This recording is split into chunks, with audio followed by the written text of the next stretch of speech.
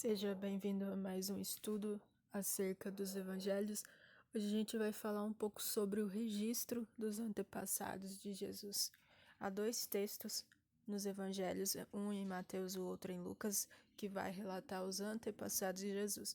Mas você já conhece e você já meditou, ou vai ter a chance de meditar ainda, mas eu quero deixar com você uma breve descrição sobre esse assunto. Então, se você ainda não é inscrito no canal, se inscreva, compartilhe com as pessoas o que você tem aprendido aqui, deixe seu comentário e nos ajude aí a alcançar mais pessoas.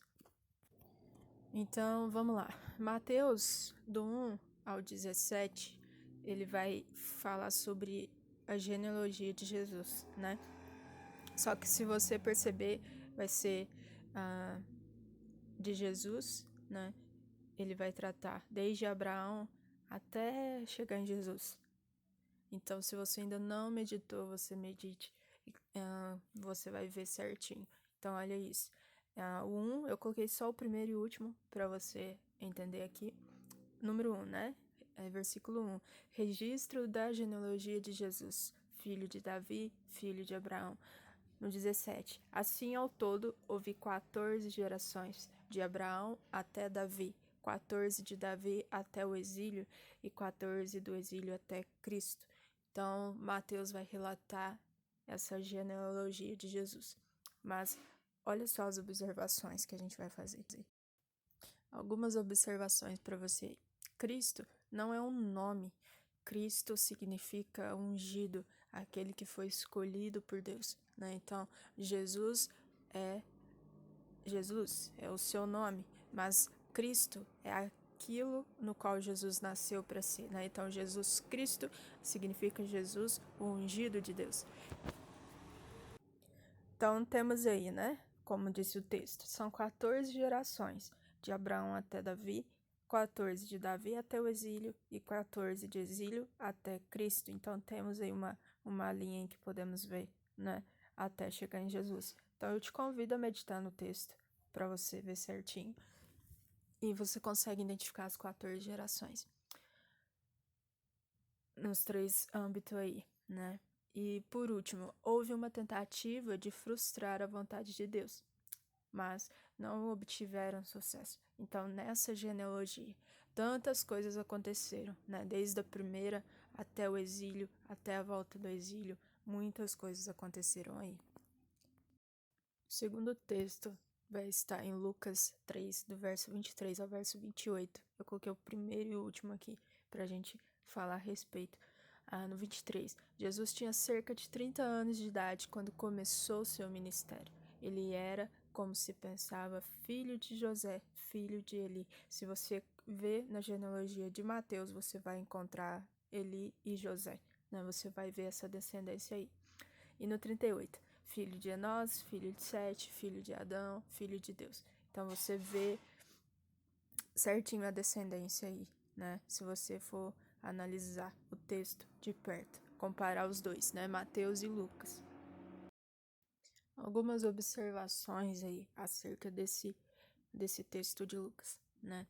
Lucas escreve os antepassados de Jesus a partir de Jesus. Então ele começa em Jesus e vai voltando, né? Ele faz um regresso até chegar a Adão. Se você vê a genealogia de Mateus, é o inverso, né? Eles começam em Adão até chegar em Jesus. Então é interessante você ver que um texto ele começa do começo e Mateus e Lucas, né? Ele faz o inverso. Então, são duas perspectivas diferentes, mas não há nenhuma mudança na geração. A gente percebe que Jesus, ele está ali, José, né? Abraão, Davi, Abraão, Adão. Então, não houve uma mudança na genealogia, né? A gente só tem uma mudança de entender, né? Um começa do começo, o outro faz a volta pelo contrário, né? O outro começa por Jesus.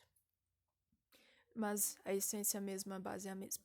Enquanto Mateus escreve a partir de Abraão, né, a descendência, o Lucas volta, né, de Jesus, ele vai voltando até chegar em Adão. Então, olha só, alguns pontos que eu queria deixar com você aqui. Jesus, ele começa o seu ministério com 30 anos, após os seus 30 anos. E o que seria o seu ministério, né? Aquilo no qual ele foi chamado para fazer.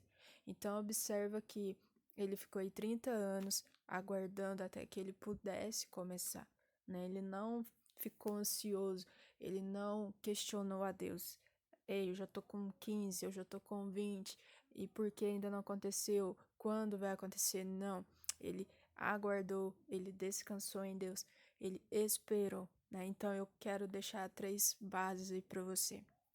Existe um tempo de espera, existe um tempo de preparação e existe um tempo de cumprimento. Então, o tempo de espera de Jesus aí foi uns 30 anos, né? Em que ele esteve na terra e que teve a aguardar esse tempo dele. Então, houve um tempo de preparação. Esse tempo de preparação foi quando realmente ele começou a caminhar ali com os apóstolos, né?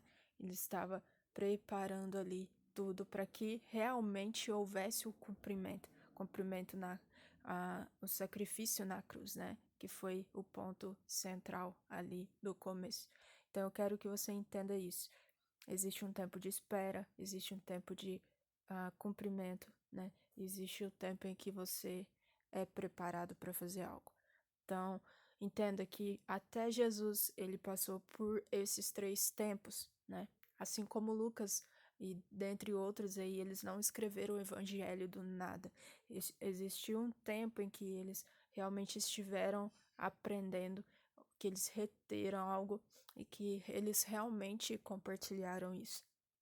Então eu quero te convidar a realmente entender e viver todos esses 3 tempos na tua vida: o tempo de espera, o tempo de preparação e o tempo de cumprimento.